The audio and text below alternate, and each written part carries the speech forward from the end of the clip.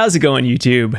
So today I am super excited to talk about something I've been thinking about for a while, which is teaching you guys how to build a soundproof drum room specifically. There's so many people these days who are doing remote drumming, who need a room that won't affect their neighbors, it won't affect their spouse, their children, their partner, their roommates, whoever it may be. If you're interested in learning how to build a soundproof drum room, then this video is for you. And before we jump in, I just want to prove to you that I know what I'm talking about. So watch this clip of us recording drums in my backyard home studio, and I'll show you exactly what that decibel reduction is when we close the door and walk about 10 feet away from the studio. So check this out. Drums. Let's see, this is walking away about 5 feet. And you hear the drums just disappear.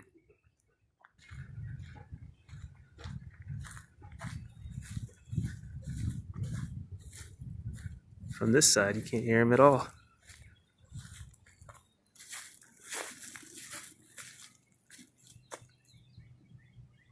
Now that you've gotten some proof of what you can do with soundproofing, which is pretty remarkable.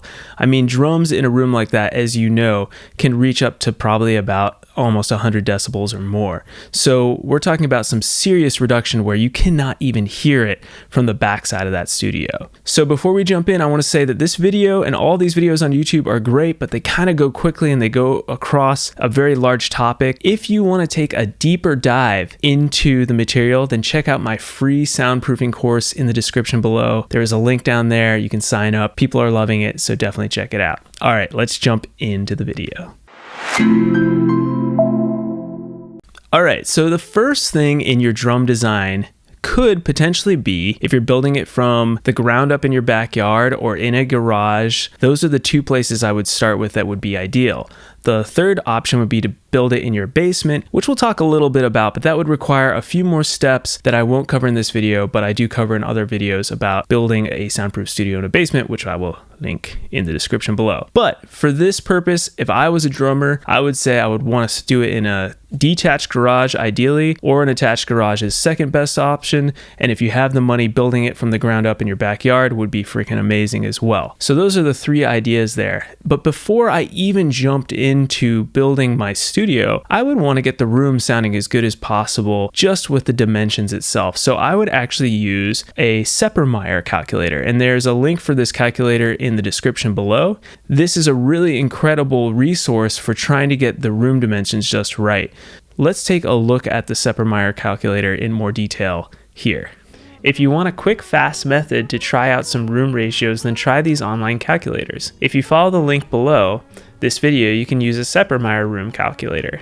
As you can see, if we put in a higher ceiling height, we start to get larger and larger rooms. Let's try inputting a ceiling height of 12 feet. Notice that the room size is now 13.68 by 6.68. You can see in type B and type C that you could get even larger rooms, but remember, type A technically should give you the best sounding room. So now that you have your room ratio figured out and you've got an idea of how big you want your studio to be, then you can start to go into the actual soundproofing step of the process. I will say that if you're building from an already built garage and you don't want to reduce the size of that room, that's not a problem. You can always acoustically treat a room, get it to sound good. It's just like if you're going to start from scratch, you might as well get the best shape room as possible to start with. Now, the first thing that you want to have with soundproofing is a awesome, solid, massive concrete floor. One of the key pieces of soundproofing is having a ton of mass, so a concrete floor is your best option. This is why a garage is great, because it's usually built with a concrete floor. Also, a basement with a cement foundation can be a great option. And then if you're building a studio from scratch like I did in my backyard, pouring a cement foundation is by far your best option for building a soundproof room. So once you have your foundation poured and it's ready to go, you can start building your walls. So if you're building from scratch like I did, you'll build your outside walls first, and then we'll do what are called double walls. And this is for drumming. I would highly recommend this option because it offers the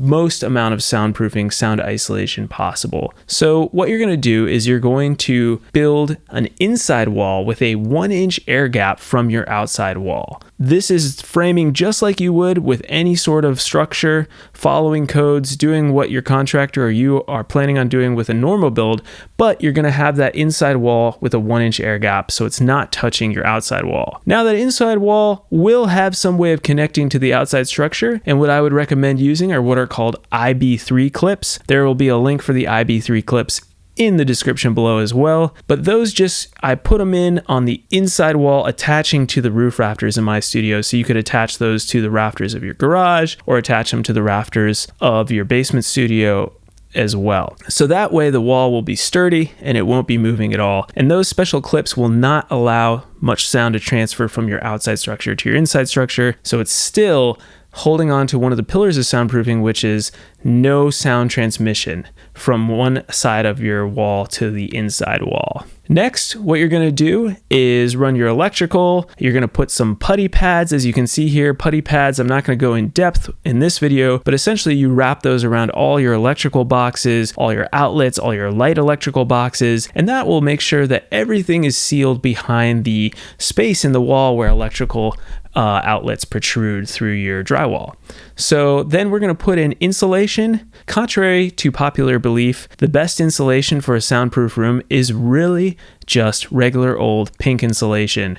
Make sure you're getting the right R value so that you have enough heat insulation to keep out the cold and also keep in the cold in the summertime. But other than that, there's no need to buy rock wool or expensive insulation. It won't actually add that much more soundproofing and is a huge amount more in cost than you would spend with just regular pink insulation. So once you get the whole room insulated, as you can see, we did that in my studio, you just staple the insulation bats in. It will fill the cavity between both walls. Don't worry, the insulation will not compromise your soundproof room. It is very, very thin. It is not actually a structural bridge between the two walls. Next, what you're going to do is put on the hat channels. So let's talk about our ceiling here. So the ceiling for your soundproof studio, there are a few options, but what I did in my studio and I think works great and will still offer you plenty of soundproofing for your drum room is to use a hat channel system. So the hat channel system is fairly simple in concept. You're going to use these special IB1 clips. Again, there will be a link for the IB1 clips in the description below, and you will place them along your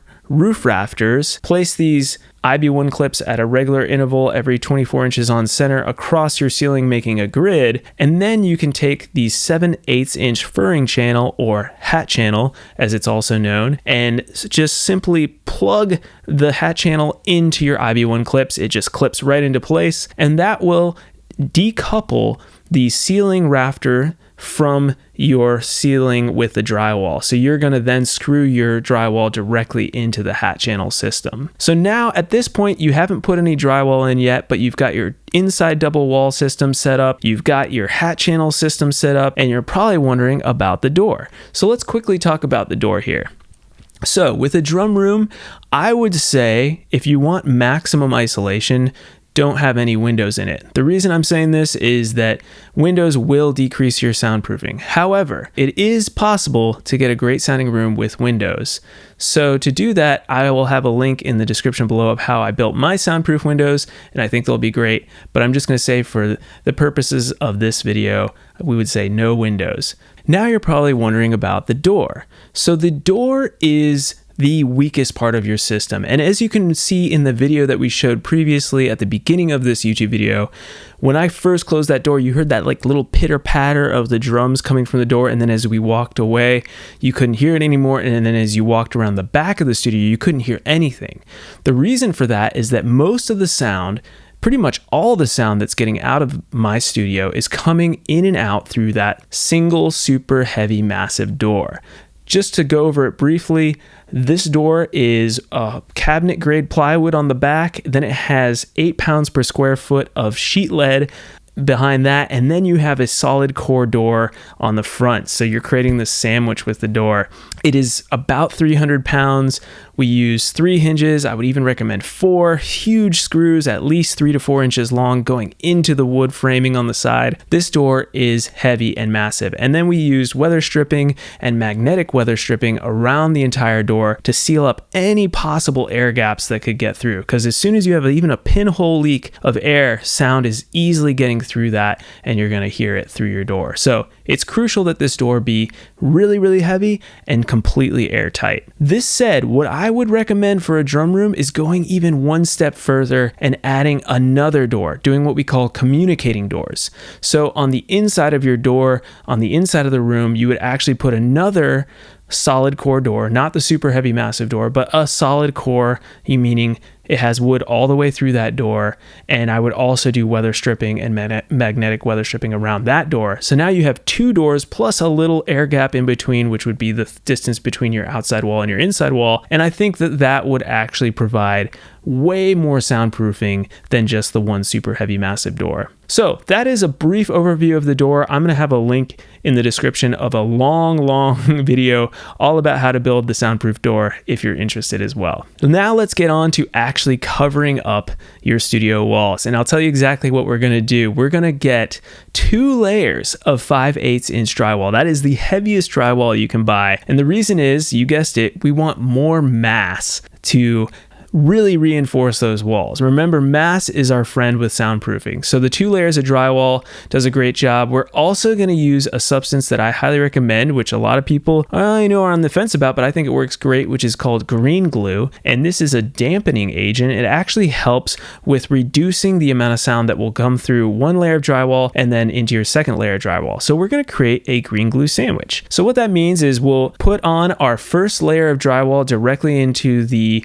inside wall studs all the way around our room, and then we're going to use this special dispenser and dispense this substance called green glue in an S shape across the back of our second layer of drywall, and we're just going to stick that layer up on top of the first layer of drywall and screw it into those studs as well. And it's good to stagger your drywall so that they're not both facing vertically, so your first layer could be vertical, your second layer could be horizontal, or vice versa. Now for our ceiling, we're going to do the exact same thing. So we are going to put the first layer of drywall directly up into our hat channels. Make sure you screw into the hat channel itself, not touching any studs. You don't want to hit the screw with the stud because then it completely destroys your soundproofing. But this ceiling will then be hanging from the furring channel, hat channel, and not touching the outside of your structure.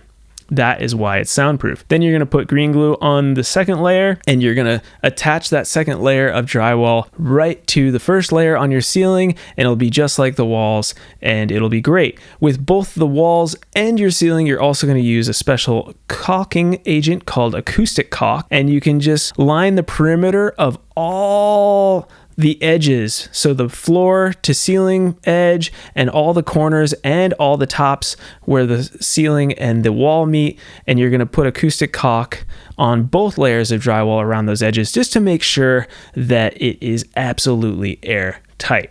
So that is the gist of the actual structure. Now we need to worry about 2 more things. We're almost there. We need to make sure we can heat and cool our room, and we need to make sure there is fresh air coming in and out of the room. So heating and cooling and ventilation. For this soundproof room, I want to keep it simple and do exactly what I did in my studio. I would recommend using a Mr. Cool mini split, and I'd probably use about the 1200 BTU range, which is I think what we used in our studio, but you can look into sizing it depending on the size of your room. You can install this yourself. You do not need to hire an HVAC specialist, which makes it a lot cheaper than hiring out an HVAC company to install this for you. What I would recommend is just installing that mini split on the back wall of your studio, the long wall, so that it's blowing across your room. This unit is extremely quiet. You could leave it on while you're tracking drums and it would not cause any problems. But as a bonus, it has a silent feature, which is right now it's on the silent feature. I cannot hear it at all. I use it all the time when I'm recording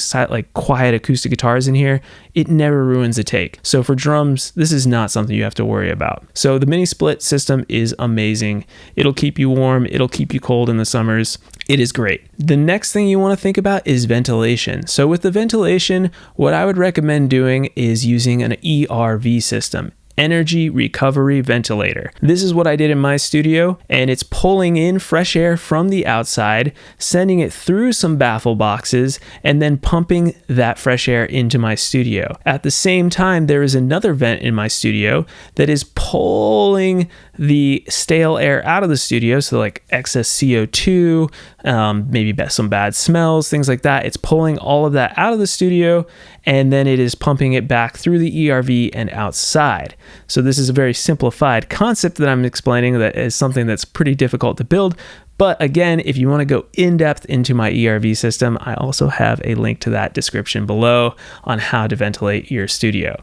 Again, you could hire an HVAC specialist if you're doing this in a basement and route your ventilation system and your current HVAC system in your house into your soundproof studio. That is possible. I just think for a simple, easy design, you could also create a fully separate system in your house, and it might work just as well and might even be cheaper. So that is the basic design for your soundproof drum room. I know this was a lot of information. I know it was thrown at you quick, but I hope this is getting the gears turning in your head of how you could actually do this. Again, if you want to take a deeper dive, go into soundproofing more in depth, sign up for my free soundproofing course below. I will see you every Monday. Please like, subscribe, all that good stuff. And please tell me if you're liking these videos and what you want to learn more about with soundproofing, because I am here to help you build an amazing studio. All right, until next week, I'll see you all later.